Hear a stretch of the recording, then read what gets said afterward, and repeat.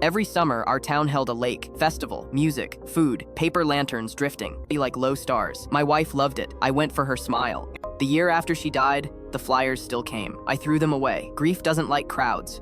Joyful noise spilled down our street, but I kept curtains drawn, letting the quiet press against my chest. Sometimes I heard laughter from the lake, trailing through the open window like music from another life. On festival day, I stood in the kitchen for hours, unsure if I even remembered how to celebrate. But on the night of the festival, I found myself driving there anyway. The dock was full of families, couples, kids, chasing, fireflies. I stayed in the car until an old man knocked on the window holding 2 lanterns. "You look like you forgot someone," he said. "I did," I answered. He handed me one. "Then you should tell the water." Walking side by side, we barely spoke, our footsteps blending into the hush of the Empide crowd. He'd lost someone too, but wore grief like a well-kept scarf, soft and present, but never suffocating. We knelt at the shore, paper lanterns fluttering in our hands. He showed me how to write a message on the paper. Mine was only 5 words. "Thank you for staying so long." Wind tickled, be the flame, threatening emptiness. But the old man held it steady with gentle hands. "You have to shield it till it steadies," he said. His eyes reflected hundreds of tiny lights scattered across the water, each one bobbing on its own journey. Silence stretched as we waited for the glow to grow. Brave?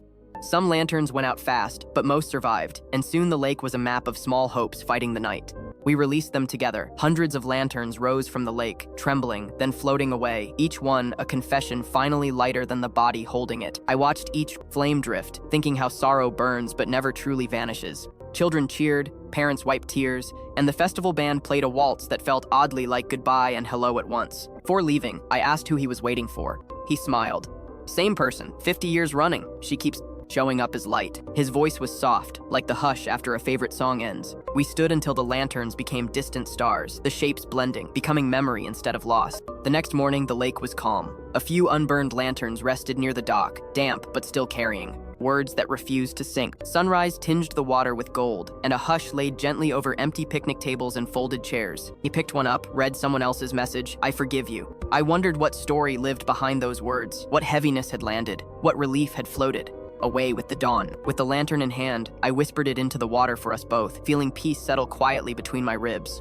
In the silence, I realized love can't always hold on, but it can always remain drifting in plain sight, shining for anyone who needs to find it. Now, every festival, I bring another lantern, always with a new message, always letting light do the remembering for me. Letting go isn't about forgetting, it's about giving your love a place to keep shining when you finally run out of hands.